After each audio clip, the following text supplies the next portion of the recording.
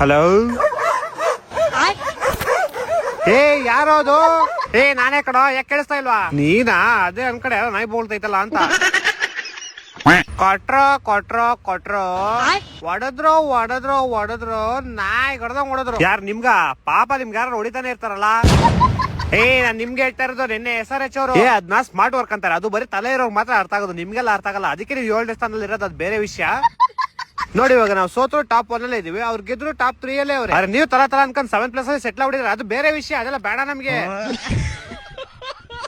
ನೋಡಿ, ಅಹಮದಾಬಾದ್ ಅಲ್ಲಿ ನಮಗೂ GTಗೂ ಮ್ಯಾಚ್ ಐತೆ. ಅಲ್ಲಿ ವೆದರ್ ಕಂಡೀಷನ್ ಬೇರೆ ಸರಿಯಿಲ್ವಂತೆ. ಮಿಸ್ ಆಗಿ ಮಳೆಗಳೇ ಬಂದು ಮ್ಯಾಚ್ ಕಿಸ್ ನಿಂತೋದ್ರೆ ನಾವು ಟಾಪ್ 1 ಅಲ್ಲಿ ಇರೋದ್ರಿಂದ ನಾವು ಡೈರೆಕ್ಟ್ ಫೈನಲ್ ಹೋಗ್ತೀವಿ. ಆದ್ರೆ ನೀವು ಮಾತ್ರ ಟಾಪ್ 7 ಅಲ್ಲೇ ಇರ್ತೀರಾ, ಅದೆಲ್ಲ ಬೇರೆ ವಿಷಯ, ಅದು ಬೇಡ ನಮ್ಗೆ.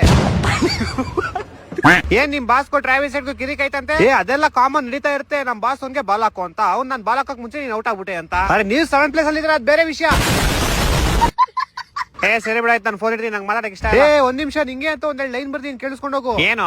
ಕೇಳಿಸ್ಕೊಳ್ಳೋ ಮರಿ, ನಿಂಗೈತೆ ತಿಕ್ಕ ಉರಿ, ಹಚ್ಚಾಯ್ತು ಬೆಂಕಿ ಕಿಡಿ, ನಿನ್ ತಿಕ್ಕ ಮುಚ್ಕೊಂಡ್ ನಡಿ.